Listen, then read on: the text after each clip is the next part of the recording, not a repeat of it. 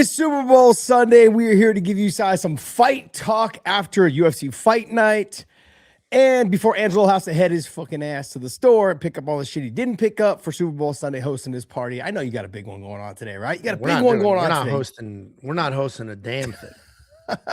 This is a first because your house is the host house. We usually do, and we were planning to, and then last weekend our kids were animals, and we're like, yeah, we need a break. Like these kids are savages. We do too much. We need a break because your kids were acting up. Hell no, I'm not. If it was a Saturday, I would to their room and like let me enjoy my time downstairs. No, but it wasn't just like you're bad today, so we're canceling next week. It was like, all right, we do too much. Like we do. True. These kids need to just chill. And like we spending too much time, like not as a little family unit there. But if it was a Saturday, it might be different. But hosting people on a Sunday is tough because the game will go. What time does it start? 5, 6, 5:15, something like that. Yeah, so it'll go. And that's 9. Just like the national anthem. The game doesn't actually start till probably closer to 6. Yeah, kickoff, and then then it's 9 something. And then you got to clean up. And it's like, girls, go take your bath. Let's go shower. So I honestly, they should make Monday a national holiday. Yeah. I know it sounds obscene, but like it's the most watched event every single year in America. The most watched. So 85% of America is watching the same thing up late. Just make it a national holiday. Yeah, there's 2 days I would make a national holiday. Or not even so much a national holiday, just for sure you get the day. It would be the voting. What is it? November 5th to go out and vote. I think it's different every year because what if that's a Saturday? Yeah. I think it's November 5th. I think pretty much. Yeah, I guess whatever. On Saturdays. November 5th, November 6th. Anyways, whatever it is, the day of voting, that should be a national holiday. And then obviously, I mean, like, I don't know on the whole. I think maybe they should move the Super Bowl to Saturday. Well, I mean, that would make more sense. It's crazy they don't. I understand football is Sunday, but the shit's on Thursdays now. It's on Christmas, whatever day of the week that is. Yeah. It's on Saturdays for playoffs. Like they're who cares? I agree. Make it a freaking Saturday. Yeah, they got Saturday, Sunday, Monday, Thursdays, and they throw in a couple random ones every once in a while. They're doing 2 games sometimes on a Monday, 2 games on a Thursday. I'm not mad because I enjoy watching football. I really do. And they're obviously not struggling. It's the most watched TV event every single year. So it's like, why change it when what they're doing now is working? We're just getting old and complaining. Yeah, what's your take on this whole like Bad Bunny halftime show bullshit? I don't care. Meaning, like, the outrage is surprising me because people must not realize that Puerto Rico is America. Like, Puerto Ricans are American citizens with U.S. passports, and if you can mail a piece of mail there with the same stamp that goes from Arkansas to Kentucky, like it's America. Yeah. So I think that throws a lot of people off where they're like, oh, I want an American. It's like, well, Puerto Ricans are Americans. Literally. They're citizens. They have American passports. It's American money. It's American mail. Like, it's America. So I think, true, man. I get like, and he speaks perfect English. Like he's just choosing not Spanish. To though. He's kind of rubbing it in. He sings in Spanish, but watch his SNL. On SNL, he's speaking perfect English and he's hilarious. So I don't know. I'm surprised people are that pissed off, but I think there's just a giant chunk of people that don't realize Puerto Rico is America. They vote. Puerto Ricans vote for the president. Like it's America. This is my take on it. Who gives a shit? Who's at halftime? If you don't like it, don't watch. Yeah. Literally, like you literally pretty much no one watches anyways. That's like we all just want to see what's her name's tit again. Janet Jackson. Hell yeah. Oh yeah. Show me the titties, show me the tatas. Anyways, she literally, like, how fuck was that? When you walk around that, like when it's halftime, when it's the halftime show, everyone just walks around. They're getting drinks, they're socializing. They're not really paying attention to the halftime show. I disagree. I disagree with that. I've never been to the Super Bowl. A bunch of my friends went when the Giants went twice.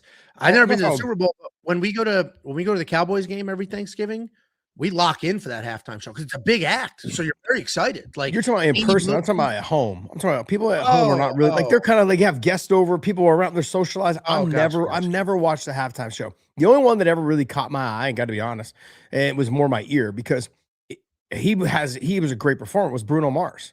Bruno Mars was fucking fantastic. I grew up in an NWA era and a Dre and a Snoop and And even that show, I was like, nah. Yeah, they're fucking 60-year-olds fucking rapping. Like, come on, I'm over that. Like, I'm in a new era right now. It's cool when I was a kid, but no, we're in something new. The Bruno Mars one really got me. Really got me. I was like, oh, this is good. This was good. There's a couple good. There was Tom Petty did it. It was one of the. It was I think it was the first Giants Super Bowl. Might have been the second. Tom Petty was the halftime show. In what, 85? What were they? 86? Because the Bears won 85, I believe. No, not their literal first. The first of the two that they beat the Patriots. Like their 2011. Oh, you're talking. Yeah. The first. Okay. The first of the two recent ones. And we were all sitting there and we're like, dude, Tom Petty has hits. Every song, we're like, this is a Tom Petty song? Yeah. Like, holy shit. This dude has hits. It's just every song is a hit. This is crazy.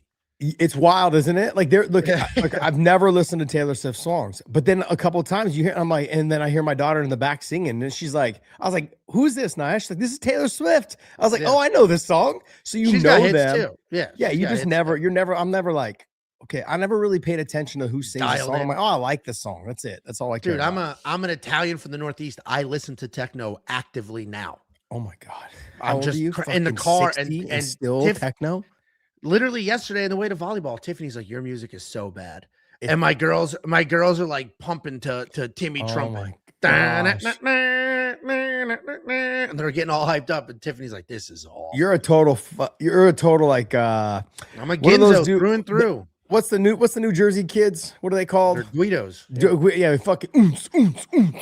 I mean, literally 100%. We would go to the Jersey Shore on the weekends was my 20s. That's what we did. Were you a raver? Like you were out there raving and like on the beach, fucking like 5 in the morning, sun coming up, fucking just grinding your teeth.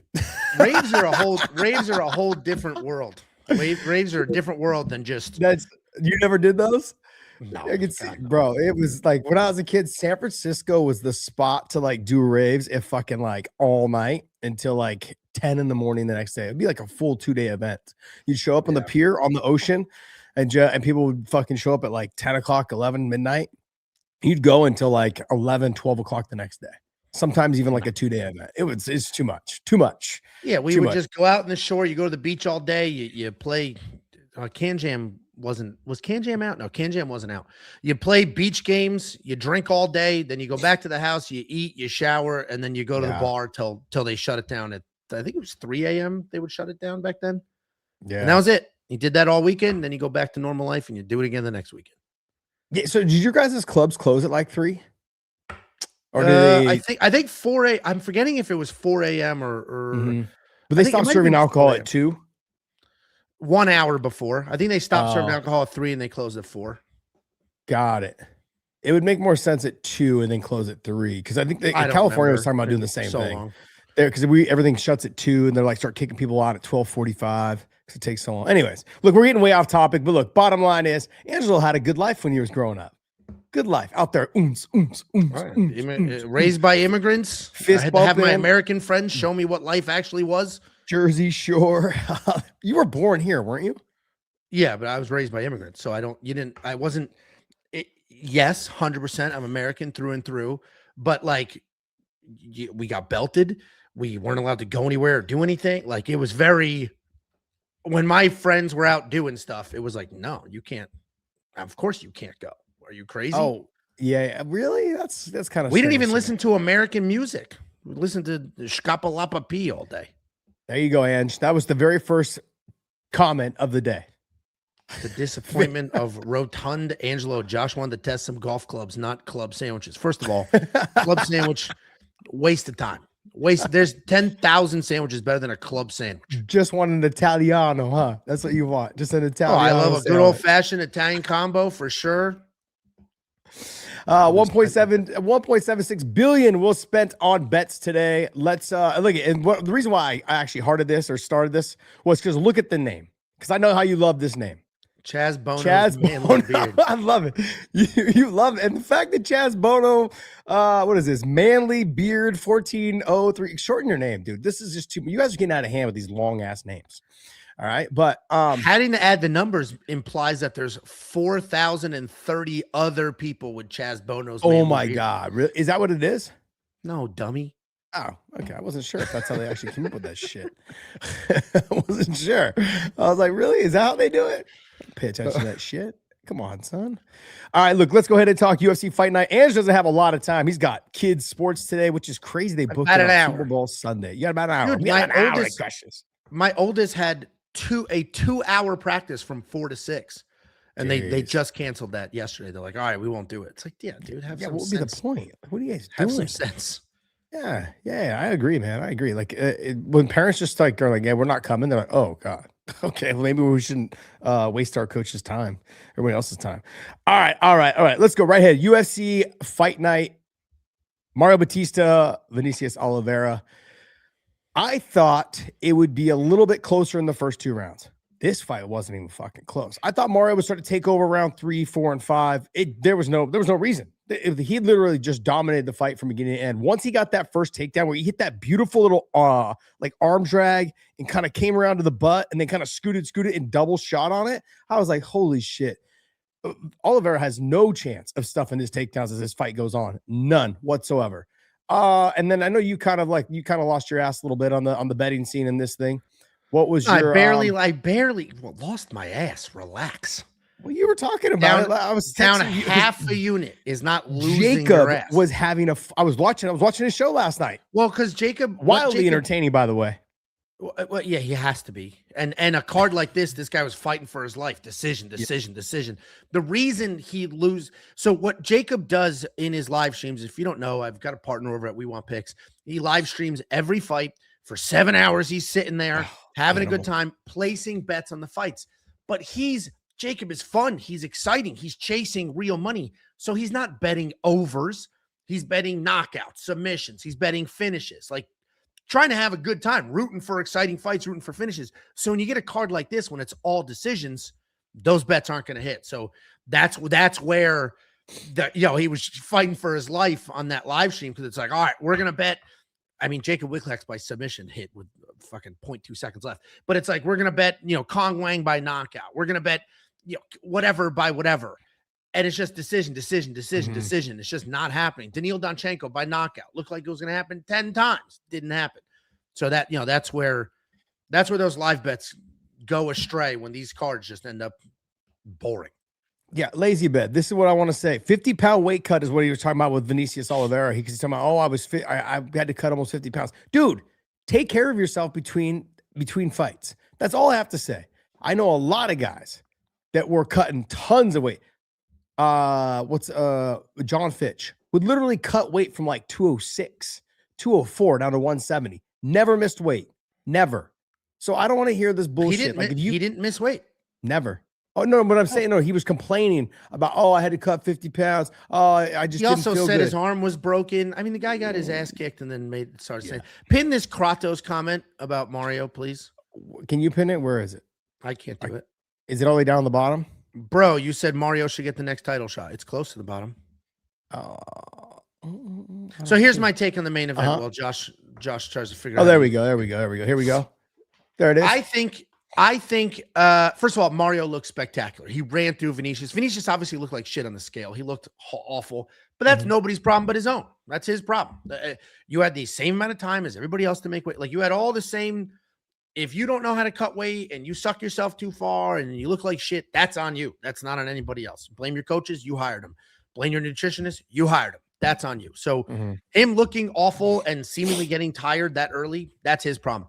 I thought Mario looked absolutely spectacular. I knew Mario could wrestle. Dude, his grappling was wildly impressive. The flow that he hit in that final exchange was insane. Yeah. Like that, it was, oh my God, is his grappling good? So what Kratos, little guy move. It was a little guy move, though. Great transition, caught him in scramble. He's a little guy. But I know, but I'm saying, like, you'll never experience that because you're a big guy, and so that you have big guy moves where you just lay on guys. You just lay on guys and like try to attack Kimura. That's it. Like, that's all you have. Like, you don't have rip your arm right off your body. Absolutely. Yeah, because that's all. Like, there's no other move. I'll get your thumb to scratch the back of your head. Of course. You can't even throw your leg over the head because it's not flexible enough. Go ahead, carry on. Dumb flexible. Here we go. No, God, please don't embarrass you. I am stupid. I was like, no, Angela, don't do it. Don't do it. You're gonna tear something. somebody saw my foot coming up. They got the lotion. Their hands started moving south, and then you prevented them from enjoying a nice Sunday morning. Here, listen. Let me back you up. have an OnlyFans for this, I believe. I could. I mean, I let me know if you guys would pay for it. Fuck it, feed or feed. A couple bucks. All right. Go ahead. In my recap video, I said how impressed I was with Mario Batista. I thought that was, I mean, he ran through Vinicius. The grappling looked spectacular. I have also been very vocal that I thought Mario looked really good against Umar. So this comment, and I said you could argue, first of all, I was very clear. The next title shot should be Merab and Piotr. To not run that back is insane. Merab has earned himself an immediate rematch. It would be a trilogy. That is the next fight. After that, there's only a couple people to even talk about. Umar, Mario, Sean O'Malley. You could, if you really want to force the conversation, you could try to do that. In my opinion, I think Mario Batista just jumped Umar. I think he just jumped Umar. And people are like, oh, nonsense. All right. Umar is objectively boring. His last fight was not very good. He was a minus 1,400 favorite. He lost a round. It was not an exciting fight at all against an old Figgy. And then this comment here is, how good is Umar for bulldozing Mario? You're just saying things. He did not bulldoze Mario. Mario had him. Do you not remember when Mario dropped him? When he had him stunned and he sat him down for a second? Do you not remember when Mario had him fighting for his life? Was it a heel hook? Like, I understand it was 30-27 on the scorecards because where that fight took place, they really care about control time. But Mario looked really good in the Umar fight, and he looked absolutely spectacular in this fight. Wyatt Earp said Sandhagen next. Sandhagen he just lost the title shot. So I think you can make the case for, I think Umar beats everybody. Sorry, not Umar. I think Mario beats everybody. I don't think he can beat Umar. We just watched that fight. I think he beats everybody that isn't Umar and maybe not Merab. I think Mario has a decent chance to beat Piotr Jan. No. Dude, he looked so fun. I'm not saying he didn't look good. I thought he looked fantastic as well. I'm actually now becoming a fan of him. Even I was not a fan of him before. Before he fought Umar, I was like, and then when he fought Umar, I was like, it's like, I thought, okay, he looked better. But in this fight, he looked absolutely fantastic. Absolutely fantastic. But you can't leapfrog someone you just lost to one fight ago. It's just not going to happen. And I know where you're going with this. You're doing shit for clicks. I get it. I understand. No. Literally, of course you can. I mean, that's a bullshit. Umar had his title shot. And he blew it. He blew it. But one fight ago you lost. We're giving guys now title shots all the time. Talking about, Ange? I know you're How a did Dagestani Justin hater. Gaethje just get a title shot one fight ago? He lost. Dagestani hater. Wait, are you trying to fucking compare Justin Gaethje's like leg work and what he's done in his career to Mario Batista? Get the fuck out of here with that. You are implying that nobody can get a title shot after going 1-1 in their last two. And that's an absurd take. That shit happens all the time. I think guys have gotten it off of a loss, to be honest. I think we've had it once or twice. So now you're arguing with yourself. No, I'm not arguing with myself. I'm saying, but you're trying to compare someone who does not have a name, does not have a fan base that allows that to happen by the UFC. Like you're conflating the fact that like these guys, the UFC is not going to go ahead and put someone who does not have a fan base ahead of someone who has a huge fan base that just beat him one fight ago. You're not. It's just not. They're not going to do it. The UFC is not going to go. Oh, Mario Batista, you look absolutely fantastic. We're arguing different things. I'm not saying they're going to. I'm saying I would prefer it, and you can make the argument because Umar had a title shot and he blew it. Then his very next performance after the blown title shot was not good. That Figgy fight was not good. He was a minus 1,400 favorite. You have an anti-Dagestani like perspective. That's not true. I was saying before the Figgy fight, I was saying Umar is probably the best on the planet, and he will be a champ because he broke his hand in the Merab fight, and then he looked like shit against Figgy. His takedowns weren't very good. He hated the random Figgy pressure when Figgy actually woke up. I don't think he looked that good. Now, I think Umar can be world champion. He's obviously one of the best fighters on the planet. I think he beats Mario again if they run it back. I'm just saying, as a fan, I think Mario Batista is far more exciting. And this is a guy that last year people hated his guts because of the fight with Jose Aldo. And then all of a sudden, he's having these scrappy, fun fights. He's getting in people's faces. I just personal preference. I would rather see new, fresh matchups. You got to do Piotr versus Merab 3. And then if, let's say, Merab wins again, let's say Merab wins. I would watch Merab versus Mario over Merab versus Umar again. I mean, now, if Merab loses and it's Piotr, you have entirely new matchups. So go ahead. Do what you want, you know? It doesn't make any sense. Like, you're not making any sense. Look, I'm not saying that. And the other thing, no, you're trying to compare. The dude has won 9 of 10 fights. Vinicius Oliveira wasn't anywhere near, like, he's not even in the same. Where was he ranked at? Like number 12? Vinicius beats Figgy.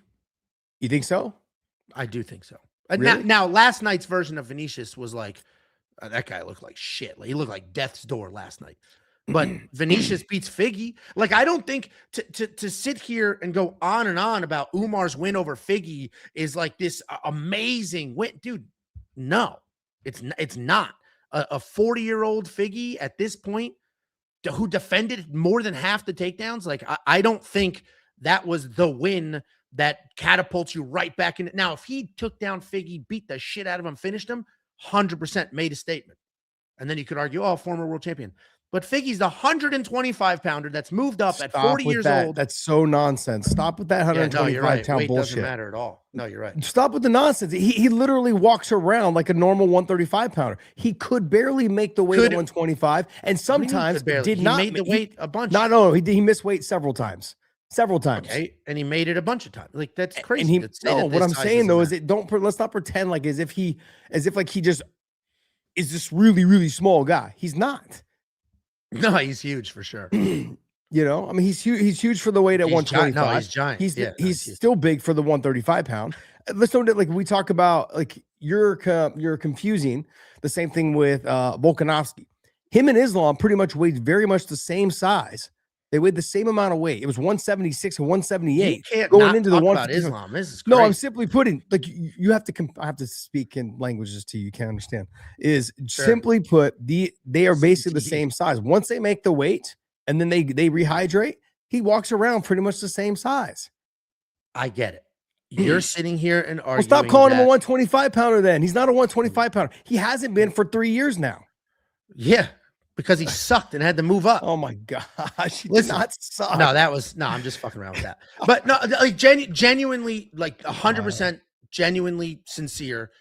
I think Umar is one of, if not the best bantamweight on the planet. But if we're doing matches and entertainment matters and we're trying to move this division forward, I don't think Umar's win over Figgy was the statement that it was supposed to be. This guy was a minus 1,400 favorite, wins a boring decision where more than half of his takedowns were stuffed against a 38 or 39-year-old Deiveson Figueiredo. That is not the same as Mario Batista beating the absolute shit out of Vinicius Oliveira. I think that's a more impressive win. And I don't think it's absurd if you leapfrog him. I get what you're saying, but I don't think it's crazy to do that. Vinicius was ranked number 11. Figgy, when Umar fought him, was ranked number 6. Yeah, but he dropped to number. As hell. What? We know rankings are stupid. Almeida just lost to an unranked guy, and he was ranked 5 making up all this shit now, Ange, to try to prove your point. It's not the same. Like let's stop just make. Keep this energy next time we talk about rankings. Keep this energy. Apparently, rankings are the only thing that matter. Keep this. No. This is not. I'm not saying that everything. It's the only thing that matters. I'm simply saying that. Look, when number 3 or number 2 Umar is beating number 5 or number 6 in Figgy, let's not say like, oh, because he used to be a 25-pounder. Stop phrasing it that way. Because is that the only thing I said, or did I say it was with Vinicius Oliveira? Vinicius Oliveira was ranked number 11. Batista's supposed to make it look easy. He's supposed to. That's 6. Where's what's his name? Batista. He's three behind him. Whatever it is. He's supposed to make it look easier. The guy's ranked way below him. Not way. Three spots. Okay. My point is that he looked fantastic. I'm not going to take it away from Batista at all whatsoever. I was actually extremely happy for him to get that win because he's a dog. He has won me over, not just with that fight, but he also did a lot better than I thought I gave Batista. He did a lot better than I thought he would do against Umar. I was like, oh, this guy's got something. Dude, I agree. Before that fight, he was not, it just didn't, there was no entertainment. His fights before were just okay. he beat at the time the greatest featherweight of all time in Jose Aldo, right? Then he beat, you were very high on Patchy Mix, beats the shit out of Patchy Mix. He was on an 8 or 9 fight win streak. Yeah. Beat everybody they gave him. And even and I agree, the biggest stock jump for me was the loss to Umar. That was the biggest stock. He made that. The fact that that was a 30-27 on paper does not tell the right story. That's true. He had Umar fighting for his life in a couple of these exchanges. Like, he brought that fight to Umar. I thought he looked spectacular. So he's coming off a stock rising loss, then an absolutely destroyed Vinicius Oliveira. He's won 9 of 10 or 8 of 9, something like that. I'm just saying, I don't think it's crazy if he jumps Umar, who has already had his chance and is coming off a pretty poor performance. He won, but he's coming off a pretty poor performance. I don't think it's crazy to say, hey, give him the title shot. All right. Look, we've spent a lot of time arguing over nonsense. I know we're back and forth because we're having fun with this. Adam Ramos, thanks for continuing the membership. I appreciate it. Thank you so much. The best MMA podcast on earth. I like to say hashtag and still. Let's get back to that. That's great. Where do you go with these guys, though, Ange? What do you do with Batista? And I know you were just talking about like a title shot, but let's be real. Okay, let's be honest. But the title shot would be the next title fight at this weight class.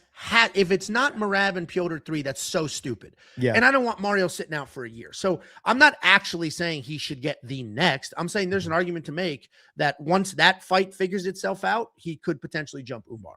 But obviously he's got to fight between now and then.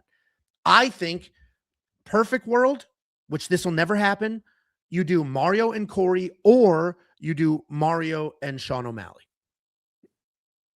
Ooh, I like the Sean O'Malley fight.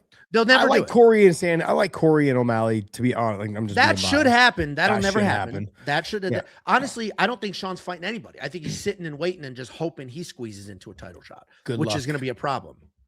It's a long line and there's a lot of waiting to do. But I would like to see Mario versus one of them for sure. Yeah, that's good. And then either one, I'm fine with either one. What do you do with Vinicius? I mean, there's a lot of fights to make for Vinicius. I mean, he's not undefeated. He's not a top 5 guy. I think there's a lot of fights to make for him because he's still fun. He's still a dog. He looked like absolute dog shit in this matchup. I mean, I think if I'm looking at all the bantamweights here, I think you could do Vinicius versus Song Yudong, see what that looks like. Got it. Vinicius versus Charles Jourdain. I mean, or do Vinicius versus Figgy. Screw it. What are we talking about? Do Vinicius versus Figgy. And then we'll find out if Vinicius is the top 10 guy or not. And then we'll find out if Figgy's just too old to be competing at this level. Done. That's what we'll do. I'm going to go a different direction. I think he cuts too much weight. He needs to go to 145, and he needs to fight somebody there. Probably starting off right in that top 15. Give him a Dan Ige, give him a Patricio Pitbull, give him somewhere in that mix. I wouldn't go as far down as like a Steve Garcia. I could see a David Onama or something like that. Give him somebody in that mix. Steve Garcia is on the longest active win streak in this division. So it's like he's getting a little hate because of the ranking, but the guy's done the longest active win streak in this division, basically. I think he's fantastic. He's fun to watch. He just keeps knocking people out. It's ridiculous.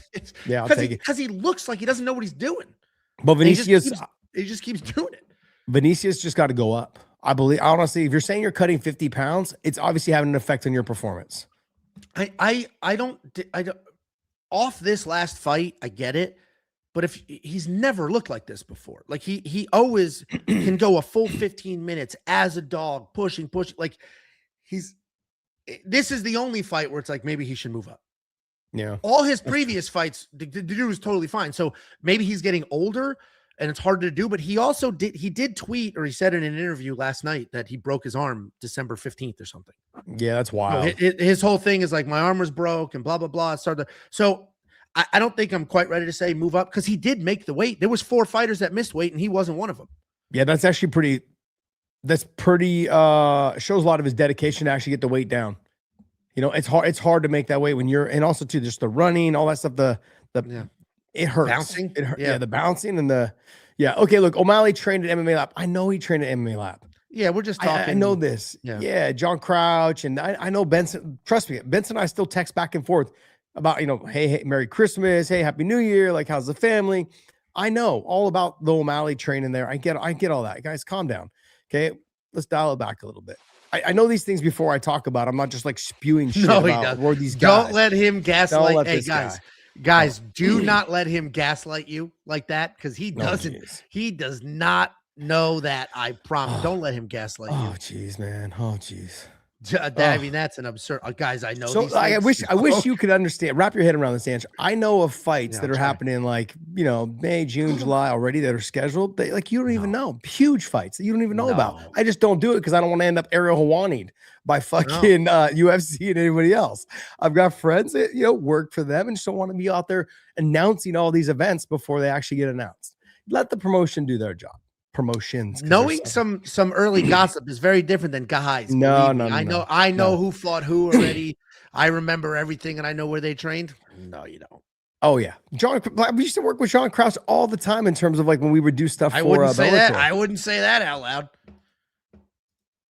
Why? Is he not the gambling? No, FBI that's Krause. I thought you were saying Krause. Jason Krause. No, John Crouch. The owner of MMA Lab. Oh, I thought Benson Henderson's spot. I thought you were just gosh. Good thing I'm here to keep us on track. All right, let's go ahead and go. Horiguchi versus James Krause, not Jason Krause. Mr. I said James everything. Krause. Gaslighter. I said James Krause. No, he didn't, guys. Yes, I did. Guys, you got me here. James Krause. You said. Oh gosh. Anyways, all right. Kyoji Horiguchi versus Amir Albazi. He beat that kid's ass. He did get dropped. He did get dropped, and I don't. Was a little off balance. And the camera was behind him, Mm-hmm. so it was. And they didn't replay it, which was driving me crazy. The camera's behind him. You just saw him like fall out of frame and then pop up. So I don't know how bad that was or was not. But I mean, he beat the piss out of him. Dude, he is. Kyoji Horiguchi's movement is crazy. That dude's never sitting still for 4 seconds. It's You never crazy. watched Bellator, so you don't know how damn good he is, right? And now when he shows up, you're like, oh my god, I want all those people. Those people that the rising fighters and the Bellator fighters. Where are you guys at now? I mean, I've been saying this guy was the best flyweight in the world forever. He's lost to some shitty fighters. No, he lost at 135. He never fought 125. His last loss at 125 was DJ. He has not fought at 120. What do you mean? I know. Kaya Sakura is not great. So weight's not a thing. And Kaya Sakura is a 125 pounder. So relax with that. And he got knocked out by Kaya Sakura. They didn't fight at 125. Who cares? He fought at 125. In Rising. Yeah, they didn't fight at 125. It was 135, but he's still a 120. They're both 125 pounders. So, I mean, listen, he is a legit 125 pounder, like a DJ, right? I mean, he's little and thick. Yeah, he's not that thick. He's just little. I'm gonna be honest with you. This guy's little. He is fucking such a little ball of energy, though. Every time we had him at Bellator, he is phenomenal, man. He just got so much energy. He's so fun. He's always laughing, always smiling, always everybody at American Top Team loves him. He's like the leader of the pack at that gym. I've yet to meet one person that says something bad about him. He's a freaking awesome person. So I'm glad he's back. He dismantled him right off the bat. I knew because Kyoji Horiguchi, for such a small guy, he's got power for being such a small guy. When he touches you, has a tendency to sometimes cut you, sometimes drop you, sometimes rock you. And it seemed like as Albazi kept trying harder and harder to close the distance and get in there, he was getting hit with a couple more things as he lunged in. That was it. Like I thought that Horiguchi was the faster fighter, the harder hitter, great movement. Sometimes you step into something. He did that, but after watching the fight, I was like, damn, he fucking still looks fast as fuck, man. Fast. Yeah, dude, he looked absolutely two things. One, I thought Horiguchi looked spectacular. The movement was insane. I don't know how bad that drop was. Mm-hmm. If it was just a buzz, if it was a trip, the camera was behind him, not in front of him, so we didn't get a real clear view of it. The movement is insane. He does have some power. The takedown defense is there. I thought he looked absolutely fantastic. And I'm not even like, a lot of people in some of those situations will just be like, Amir looked like shit. I thought Amir actually looked better than he did in his last fight. He moved forward. He threw. He tried to actually wrestle when things weren't going his way. I thought Amir fought the best he could possibly fight. He was just fighting a moving target. The dude just did not sit still. He couldn't handle the movement. He was getting tagged up. I thought Horiguchi looked absolutely insane. Here's the problem. He's 35. We can't spend a ton of time trying to build him up. He's built. 2 great wins, 2 spectacular wins so far in the UFC. This division's in flux because Pantoja's arm snapped in half. I know they want to do a big Japan, and they were going to do Taira versus Yan for Japan. Do Horiguchi, skip Taira. Taira's young. He's very young. There's plenty of time for Taira. Horiguchi popped on the scene, like looks amazing. 2 spectacular. I think you just throw him right into a title fight. Just do I it. agree. Do it in Japan. Just do it now. He's 35. We can't wait till he's 36. And let's say he gets a tough matchup and he loses, and all of that's gone. Do it now. No, I would agree with you 100%. I don't think there's anybody in the weight class that can beat him. I think he'll be champion. I think he no disrespect I think Pantoja to Joshua could beat Van. him, assuming Pantoja comes back what he was. I think Pantoja could beat him. Pantoja, I think, has the best chance. But Yes, they're training partners, right? No, I know, and I don't know if they would have to do it. It's a belt. Did you know that, or did I just remind you? Oh, of course, American Top Team, of course. Okay. I don't know if they would. A title fight's very different than just like 100%. You kind of have to. And American Top Team fighters fight each other. They're a pretty good jam about hey, we got to do it, and they just run separate camps in the same building. Yeah, no Aljo and Marab going on in that gym. No. Because I think he beats Joshua Van. I think he beats Manel Kopp. I think the Pantoja thing is very interesting because Pantoja is so damn good on the ground. I think that fight is definitely an interesting fight. But he will take Pantoja will take shots coming in on him. 100%. But we've seen Horiguchi lose, like when he lost to Patchy Mix. We've seen him lose grappling matches. Mm-hmm. Obviously, he's getting older. He's getting faster, which is crazy that he's getting faster as he's getting older. But there is an inflection point where he's too old. Faster. So his movement is getting better and better. Every fight, his movement's getting better and better. His in and out, the speed is incredible. It's always been that way. I know, but he literally looks faster now than he did when he fought Demetrius Johnson 10 years ago. Oh. You don't think so? No. Oh, I think he does. No. Oh no. His footwork is better. I get that part. Like if you notice, he switches stances now more and punches off that almost like a Dominic Cruz and TJ Dillashaw, and so it makes it look faster. He's definitely not getting faster, but he is one of those guys that he's always had super fast hands, fast kicks, and everything. Like, he mixes it up very well. Fantastic. I agree with you though 100% that he needs to get the automatic title shot. He should be next. Yeah. And then we got your boy. Wait, hold on. Let me back up for a second. There was a comment that triggered me. I get very triggered very easily. I forget where it was. It was like, Josh, get rid of this guy. He sucks, blah, blah, blah. And then he said something like, Mario's not even top 10. How could we discuss, or not even top 5? How could we talk about title shot? Let me walk you through the top 5 bantamweight very quickly. Merab deserves the next title shot. Umar lost his title shot. Sean O'Malley, you guys could advocate for him to get a title shot. He is 1-3 in his last, or 1-2 in his last 3 fights. Corey Sandhagen lost the title shot very recently, 2 fights ago. Song Yadong just got his ass kicked. Ayman Zahabi, you could argue that's a valid argument you can make, but he's less popular than Mario is. Davison Figueiredo just keeps losing. So yeah, Mario is technically number 8, but this is what we're talking about. Rankings don't matter in context when you look at the people above him. Almost half the people above him are coming off losses or also only have 1 win or have lost the title shot in the last year. So to be like, he's not even in the top 5, the rankings are dumb. The rankings are dumb. They're not dumb. It's just like, this is the, see, look, context when we're sitting here, matters. It does 100%. Look, when I've had this conversation with you, I think a couple of times, Joe Silva used to put up his phone to me and show me all the names in red. These guys are the guys that are lost. These are the guys that are getting married. These are the guys that are sick. These are guys that can't fight because they're injured. So when you're looking at the rankings, you're like, oh, I see this guy should fight this guy. It doesn't work that way. The matchmakers have got to like schedule them based off of the ones that are available. And to be honest, the way he just broke it down to you was like, hey, this guy's coming off a loss. I can't match that guy up. I need to put the best fight I can together because this person has a loss. This person has a win. This guy's just lost a title shot. I can't have him fight the number 1 contender because then that guy could lose the title shot and I can't put him back. Look what happened with Diego. Diego loses the title shot, gets 1 win. They throw him back into a title shot, loses again. And everybody's like, why'd we do this? This fight was stupid. He wasn't ready yet. So, I mean, half the people, Corey Sandhagen, Umar, and Sean O'Malley, all 3 of them are only 1 win after their title shot loss. Yep. It's the only viable people on this list who are not coming off a loss and are more than 1 fight removed from a title shot are Amin Zahabi and Mario Batista. Those are the only two. So it's not crazy to throw that name out there. It's not crazy. I'm going to make the argument that it should be Sean O'Malley versus Corey Sandhagen. It should be Amin Zahabi versus Umar. And in the because Merab should get the automatic title shot.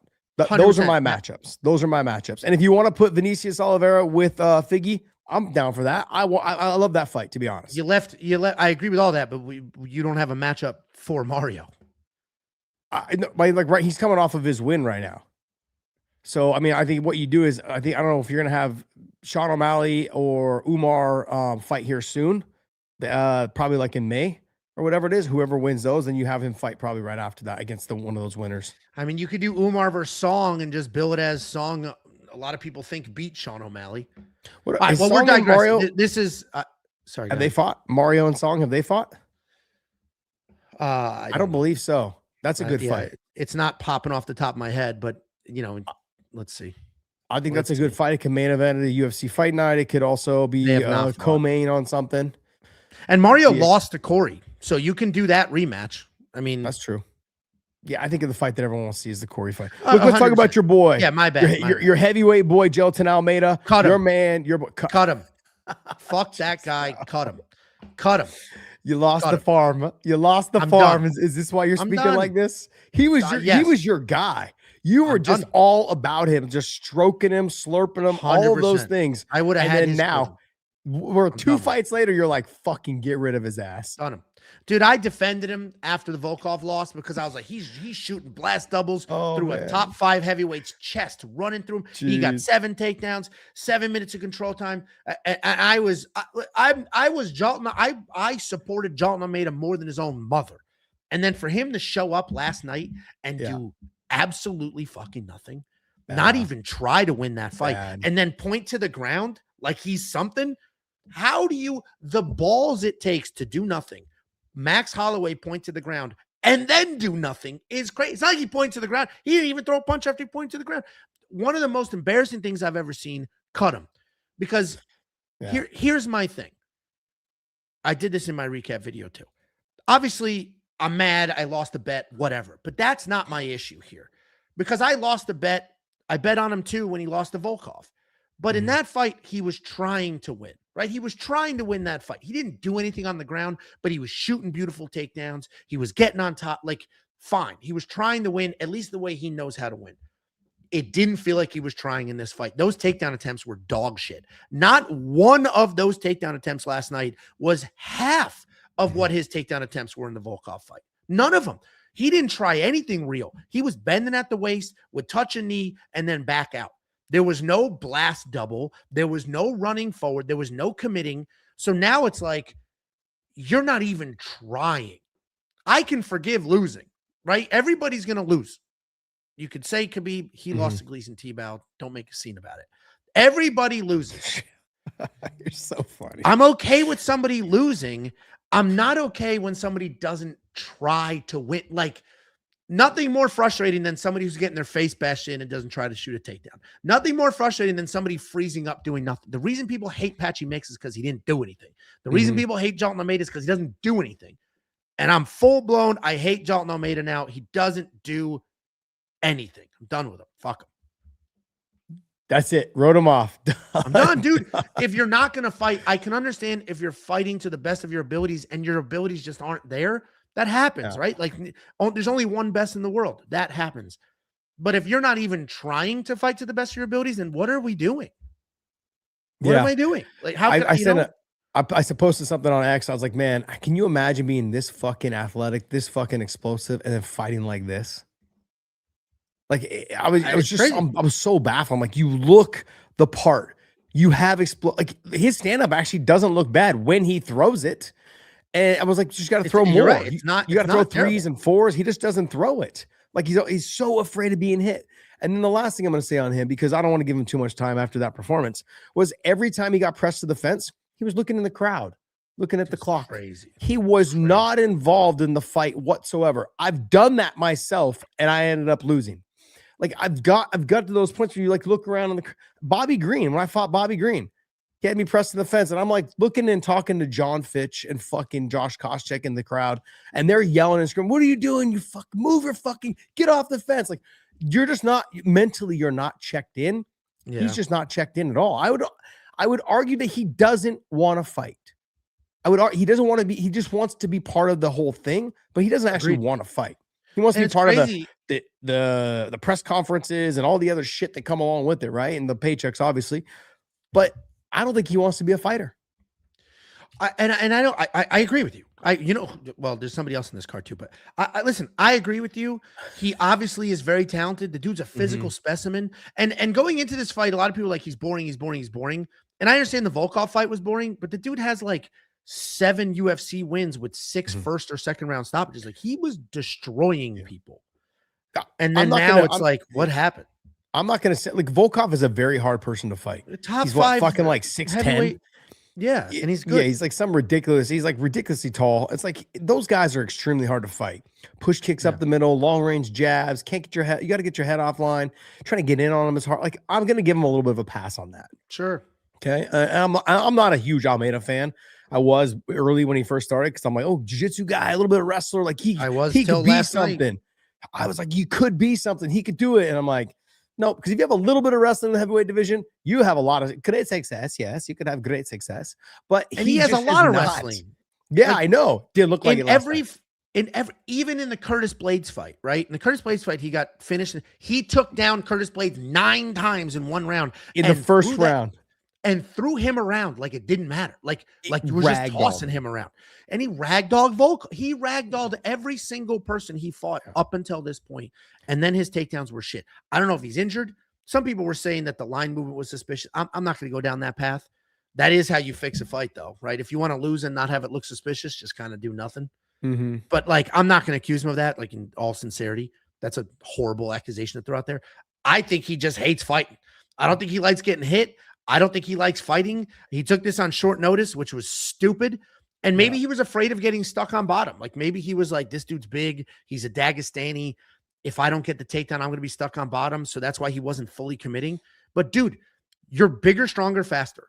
Just shoot a double and Jordan Burroughs run. Just run. Jesus Christ. Run. Just run forward. I promise you'll take that fat steroid user down. That dude's a steroid user. Like, failed a drug. No face. He failed a USADA drug test for steroids. Like, you could take him down. Didn't even try. Shorter in stature, a little bit shorter in stature, but he can wrestle, man. He's got that fast twitch muscle. He's got some explosive hands. I understand why Almeida was taking a little like light in the beginning, but as the fight went on, you didn't get the takedowns. Keep trying. Yeah. There was no effort. So like I said, I don't want to give him too much time. Chuck versus Marc-Andre Barriault. I mean, damn. This was your boy, as I was listening to his live stream yesterday. Just call the FBI. Call the FBI. Oh, because McCall didn't finish him in the first? Not just didn't finish him. He's like, he's just not throwing. He's not. And then when he's like, oh, when it hit the over at 1.5, he hits the over. He's like, now they're throwing down. Call the FBI. This is a fixed fight. He so just funny. Fucking went I didn't even watch crazy. That. That's so nuts. I was like, when he started saying call the FBI, I'm like, what the fuck are you talking about? Because he was yelling at like a fucking chicken with his head cut. FBI. And then I put 2 and 2 together. He's like, not throwing any punches. And then that's actually really Chuck's corner goes said something like, hit the mark or something like that. And then and all of a sudden they both just started throwing down right after you hit the over at one. It was fucking awesome because they were slugging it out halfway through the second round. And Marc-Andre Barriault, I thought, won the second round. It was a close third round. I mean, I'm surprised they gave. I thought they were going to give it to Marc-Andre. Me too. And like, I'm fine with the decision. I'm totally fine. You could say the first round was a 10-8, frankly. So I'm fine with the decision. I was just surprised. And wasn't it unanimous? It was unanimous. It wasn't even split. Nobody gave Marc-Andre the third. But I mean, it's crazy how fast McCall fades. How are you that good for literally only 5 minutes? Like, how is that possible? At the 6-minute mark, it's like, all right, well, I'm done. That was all I had. Because it's not even like, obviously he gets tired and stuff, but it's not like he death gasses. You know what I'm saying? No. Like, it's just so weird. He just fades so quick. Yeah, it's very strange. Very strange. I look. I don't know what it is. I don't know if he throws a lot with power, but he just seemed like he was pawing his punches out there, tapping and tapping and tapping. I don't know. I don't know what it is, but Marc Andre though weathered the storm in the first round, came out in the second and the third. I thought he had a good chance of winning that fight. What do you got? You got a little smirk on your face, like you read something that's funny. Oh no. Okay, I just saw you go like, just your face. No, dimples. Look at those little dimples. You have to go to HEB after this.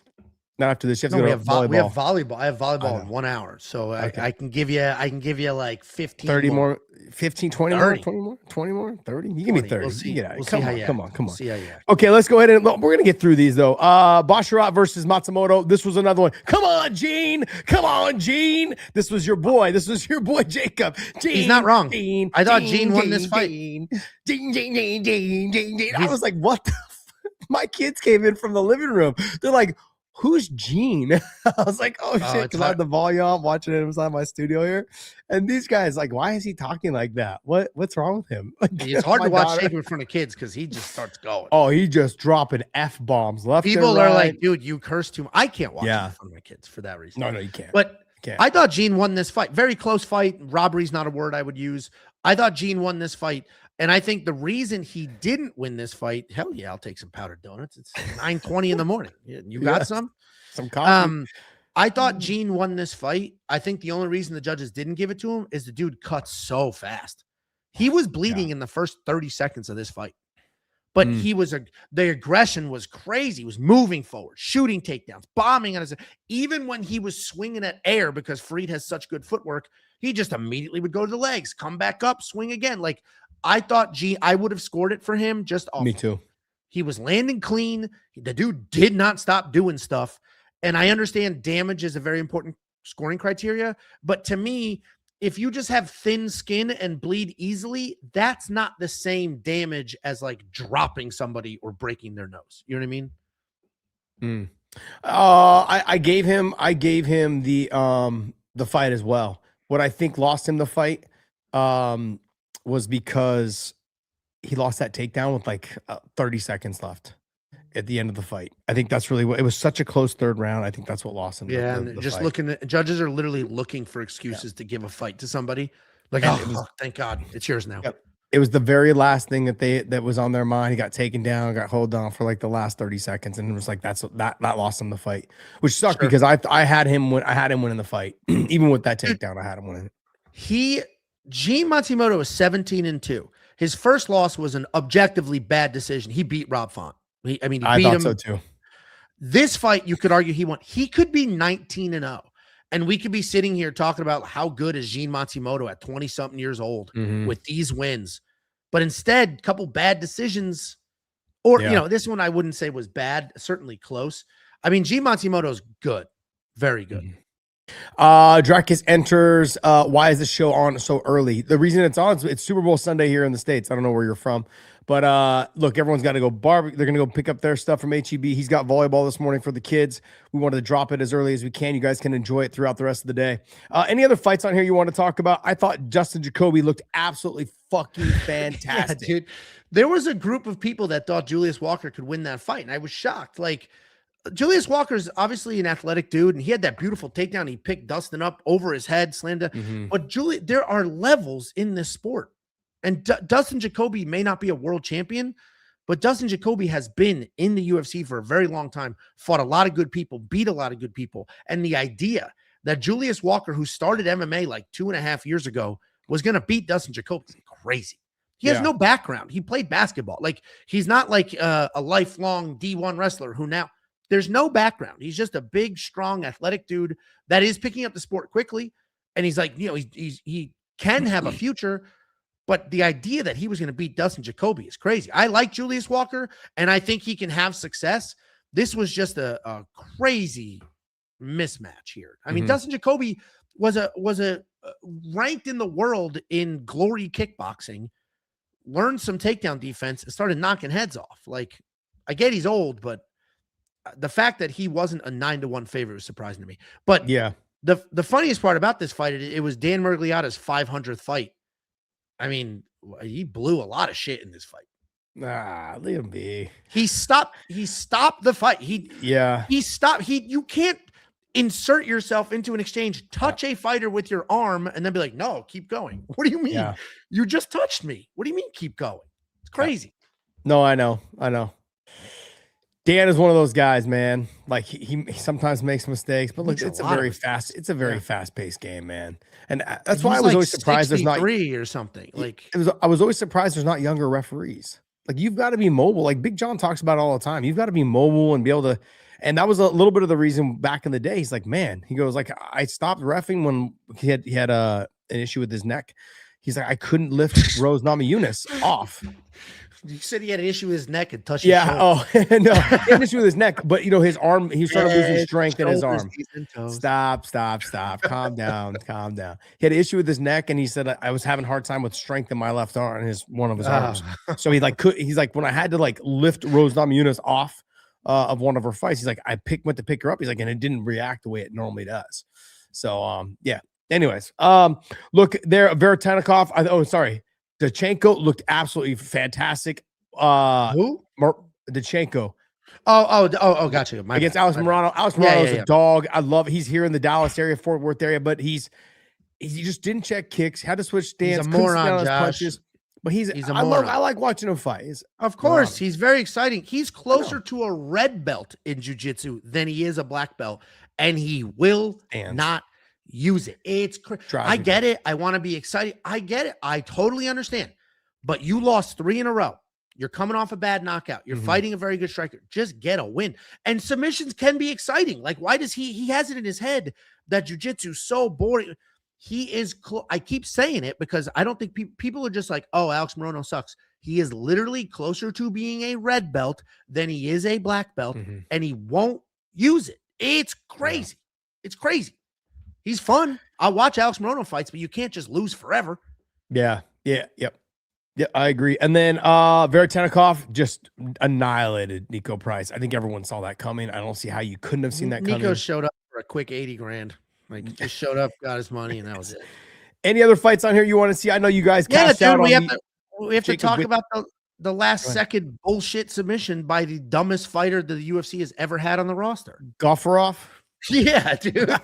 The dumbest fighter the UFC has ever had on the roster. He won the first round. All right. That's an official, that's a fact. 2 of the 3 judges gave it 10-9 for Ruin Gafurov in the first round. In the second round, gets handily out-grappled. Okay, there's a skill gap here. This guy's the better grappler than me. Third round, he's beating the shit out of Wicklax, right? Had him in trouble. He's controlling the striking. Looks like he might get a finish. What does this dumb asshole do, Joshua? Shoots a takedown. Puts his head right there on the side. How did that work out for this dumb asshole, Joshua? Not only does he lose the exchange, then he gets submitted. Like, he lost that fight twice because, first of all, you lose the exchange. You might, even if it went to a decision, he was going to potentially lose that fight because judges, he was on the ground. And then he gets submitted. And then Merab, did you see Merab making excuses for him?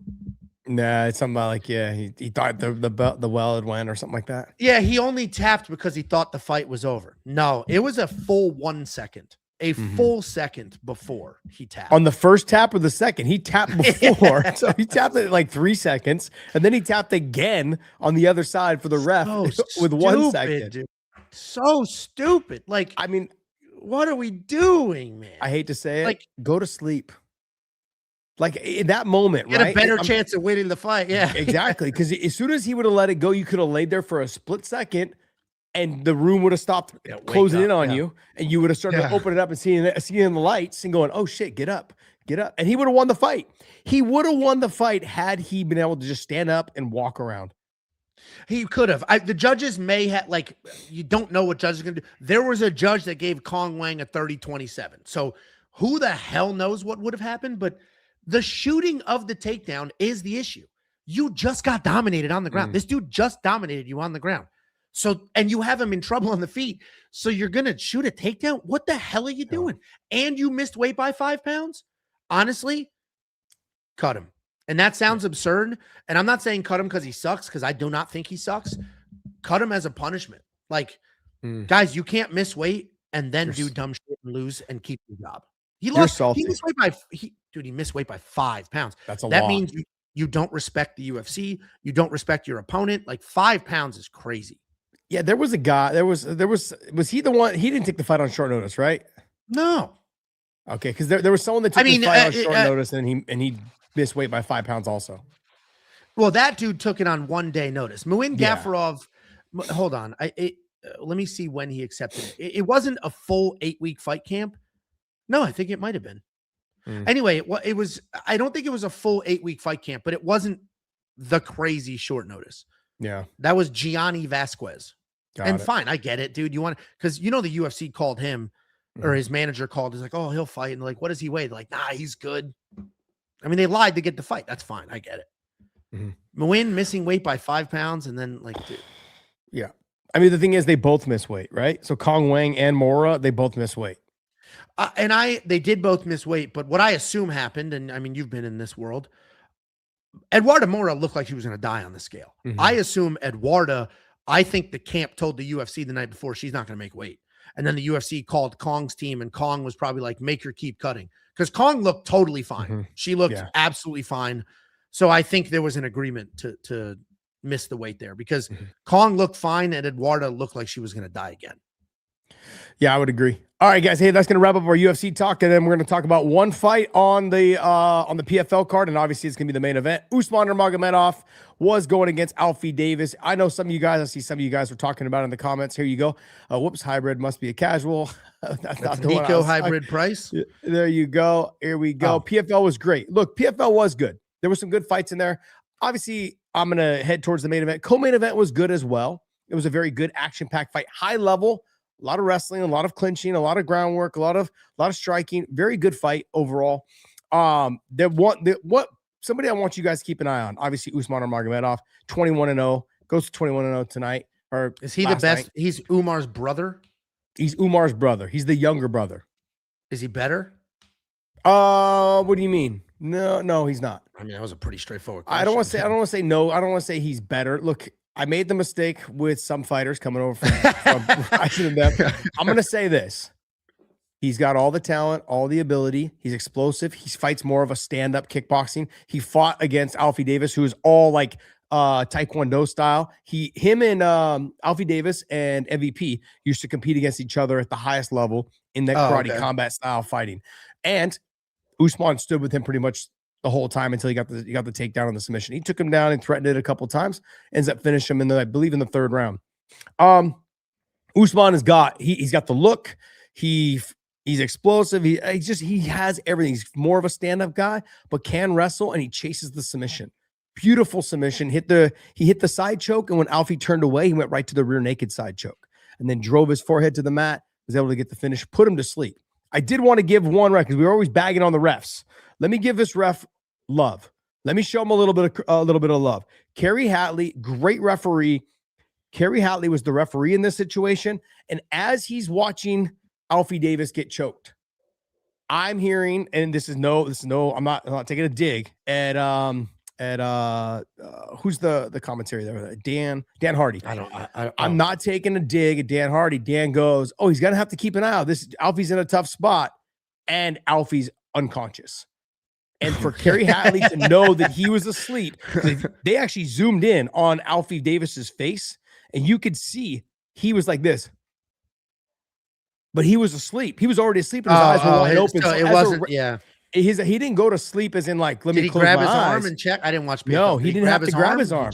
He just knew right away he was out. You know, they get that glossed over look on your eyes when you get knocked out. You see that all the time. He was choked unconscious. Eyes were wide open. Never closed them, and he literally stopped the fight. And Dan Hardy was in the middle of saying, oh, this is a tough situation for him to be in. And he's like, oh, it looks like, and then all of a sudden he's like, oh, he's out. Oh, the refs are put in these positions to make that judgment call. We'd all be shitting on him had he stopped it if it was early. The fact that he stopped it right at the right time, he wasn't out for a long period of time. You could see the look. As soon as he went, like almost kind of went belly down, he was facing right at the referee, and his face was just glossed. And Kerry did a great job. So I want to give him a lot of credit for that. But Usman Nurmagomedov goes to 21-0. real quick, because I know you got to run. Give me your give you a couple more. Yeah, I don't hear screaming yet in the. I don't hear screaming yet in the other room. What 21-0? Umar's brother, lightweight. Let me just give you a little rundown of this weight class. Okay, I'm looking at this weight class. Justin Gaethje probably going to retire in 2 or 3 more fights. You got another year. Pounder? Yeah, he's a 55-pounder. When I tell you I don't watch PFL, I do not watch. I got no frame of reference here. Yeah, that's fine. Okay, so we got Usman's a very talented fighter. Okay, comes from a great camp, obviously, you know. Justin Gaethje probably going to retire in 2 or 3 fights, maybe even 1. Who knows? We don't know where he's going to be at. Him, Armand's still young. Great match. Charles Oliveira, he'll probably fight till the fucking wheels come off, I believe. But I think he's got halfway. I think he's got. Yeah, I think he's got maybe 2 more years if you stretch. If he's got probably 2 more years. Max, he's probably got another 2 years, maybe 3. 2. What I say 2. Benoit, and then Patty's still young. Gamrot, Dan Hooker, Mauricio Ruffy. But you have Dustin Poirier just retired. Justin Gaethje's kind of. Dude, Dustin's going through it right now, too. Dustin is? Dude, he keeps posting emotional shit and like I think fighting was his entire identity. And now that identity's gone and he doesn't know what to do. I'm telling you, man, Ange, it's not easy. I can't imagine it being easy. I go through this your whole life for 20 years, and now it's gone. Think about it all the time, dude. I think about it all the time. I'm like, hey, like I went through a phase where I was like, I'll scratch the itch. Let's go back and fight one fight. Then you're like, is it really worth the time and the money? And sometimes the money was proposed. I should have done it earlier. But like now, I'm like, it's fucking no way, man. I trained 2 hours yesterday, jiu-jitsu at Hodger's spot, and my neck, my back. You can get overpaid to do some BKFC real quick. They'll pay you a fortune. They'll pay you a fortune for a 3-minute fight. It's crazy. Well, fucking Arlovski's the champ now. Arlovski's the champ now. He just beat Ben Rothwell. Yeah.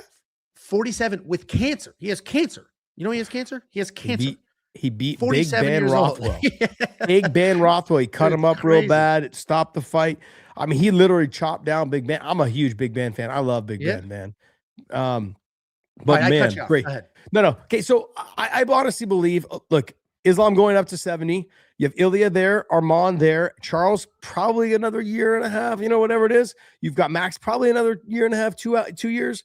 And then, you have some younger guys that are there. I don't know the rest of them. They haven't made their way up just yet. But to add in somebody who's 21-0 at this time, I think what we needed is a shot in the arm for this weight class.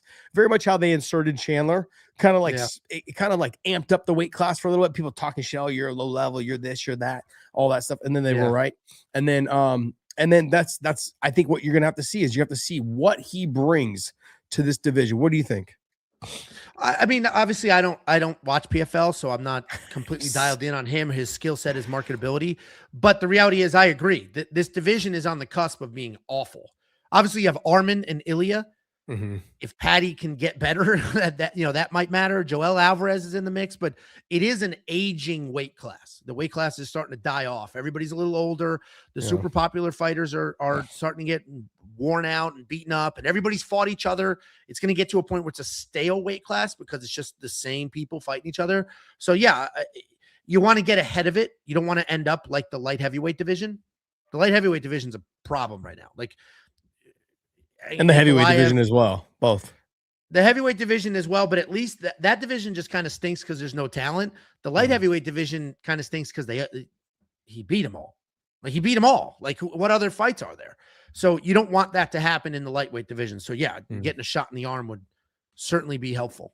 But who knows the contract status? And PFL has no stars, so they might pay that guy $2 gazillion to just stay. Yeah, it's true. He's got one more fight left on his contract, is what it sounds like. I don't know. Look, wherever he wants to go, wherever the money is at a young age, take the money. And then if you want, and I said this the other day about leaving. Yeah. I said that's why you do it.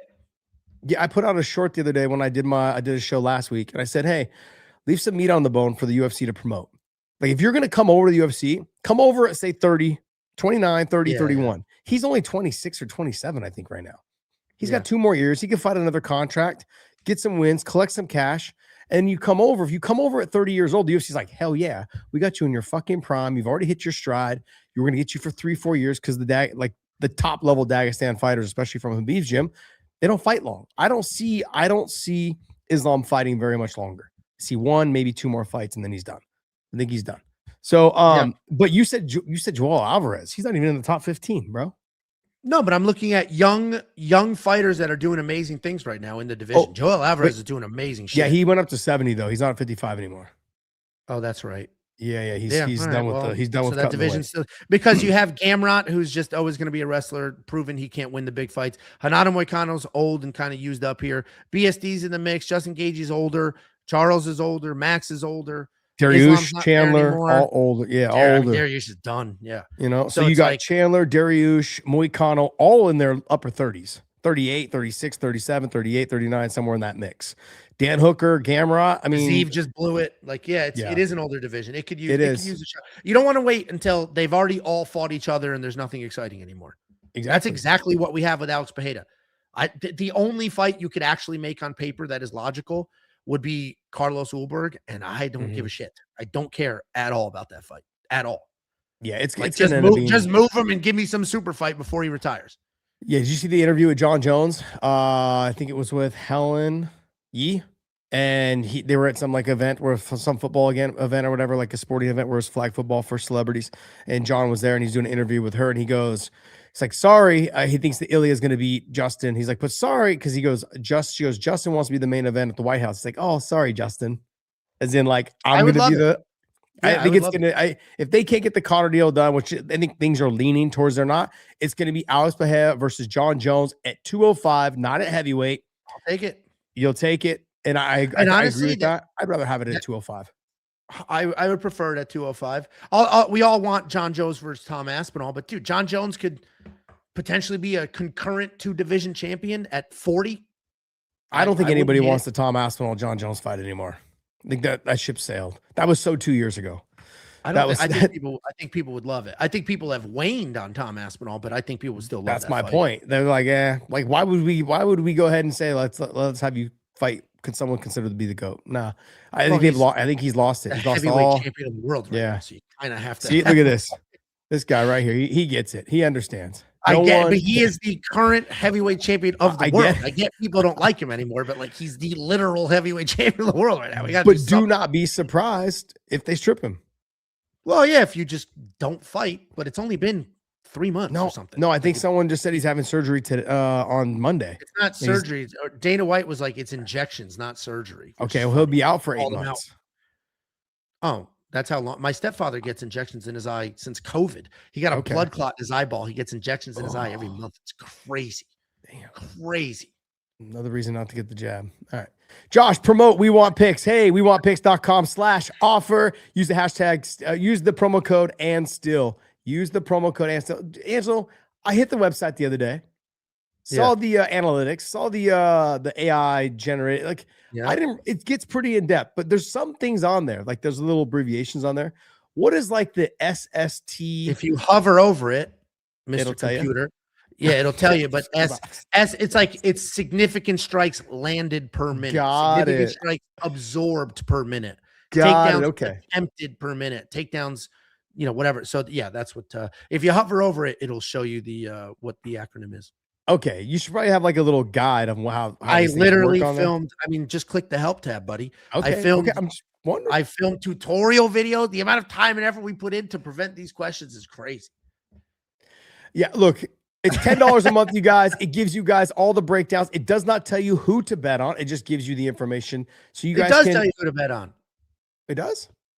It shows you. It shows you your guys' bet. Yeah, but so you're not telling them that you have to bet this way. No, I mean, you guys are adults. Do what you want with your money. We're saying these are the bets I've placed. These are the bets Kunith placed. These are the bets Jacob's placed. These are the bets Betsam's placed. And then a shit ton of tools that'll help you find your own spots and artificial intelligence. It's literally anything you could ever want or need to just make fight night a little more fun. Mm-hmm. And I'll never advocate people betting money that they can't lose, because I see all the time like people crashing out like, oh my God, or I'm saving up for a wedding. I really need money. Dude, this isn't the way. But if you just want to have a little extra, some fun and put yourself in a position to make a couple of bucks, go for it. Yeah, Adam Ramos, man, thank you.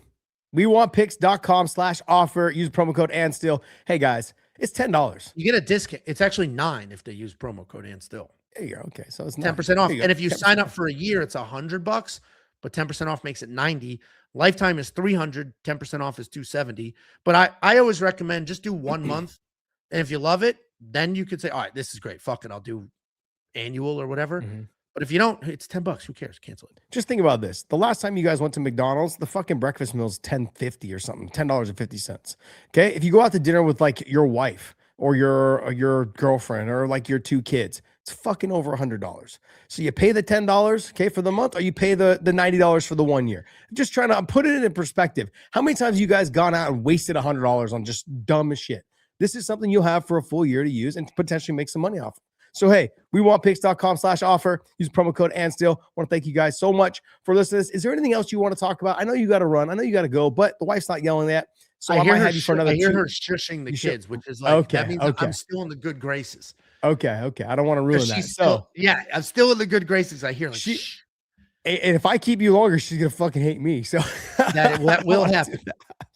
All right, guys. Hey, look, I'm glad you guys joined us at 8:30 in the morning Central Time, 9:30 Eastern Time. But hey, guys, thank you guys so much from all around the world. Hit that like and subscribe button. Also, follow us on Bad Takes. We do random shows there. Hit the thumbs up and the bell for notifications so you guys know when we drop our shows. Thanks, guys. Have a wonderful Super Bowl Sunday for those of you guys that watch football. And we're out.